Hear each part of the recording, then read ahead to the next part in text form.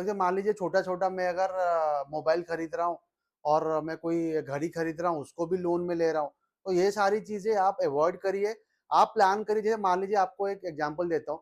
आप अगर कोई भी एप्पल का घड़ी खरीद रहे हैं, जिसका रेट है मान लीजिए 55 से 60 हजार, और आपके पास उसका 3 गुना पैसा आपके पास नहीं है, आपके पास इंटैक्ट उतना इन्वेस्टमेंट नहीं है, तो आप मत खरीदिए।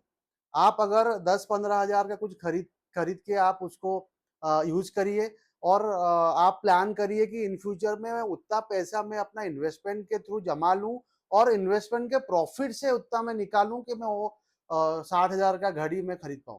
तो ये सारी चीजें अभी अभी से अगर आप स्टार्ट करोगे ना ऐसे सोचना, तो आपको इन फ्यूचर बहुत बेनिफिट होगा। तो आगे चल के आपका एज जैसे जैसे बढ़ेगा, आप जैसे जैसे रेस्पॉन्सिबिलिटी आपके लाइफ में आएगा, तो ये सारी चीजें आपको हेल्प करेगा।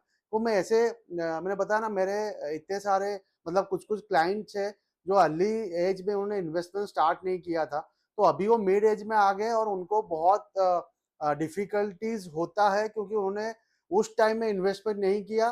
बट अभी वो स्टार्ट कर रहे हैं, धीरे धीरे करके वो सारी चीजें इंटैक्ट कर रहे हैं, क्योंकि फाइनेंशियली आपको कुछ भी इशू आ सकता है, जिसको अगर आपके पास इन्वेस्टमेंट नहीं है या फंड नहीं है, तो आपको इशू आएगा। और अननेसेसरी बाइंग और लाइबिलिटीज को बढ़ाइए मत, क्योंकि लाइबिलिटीज क्या है कि इन फ्यूचर आप जब ऑन पेपर कैलकुलेशन करोगे ना, आप खाली बैंक को इंटरेस्ट दे रहे हो। आप सारी चीजें लोन में खरीद रहे हो, तो वहां पे बैंक को इंटरेस्ट दे रहे हो, और आपका मतलब कुछ भी इन्वेस्टमेंट के नाम पे कुछ भी वहां पे सेव नहीं हो रहा है पैसा।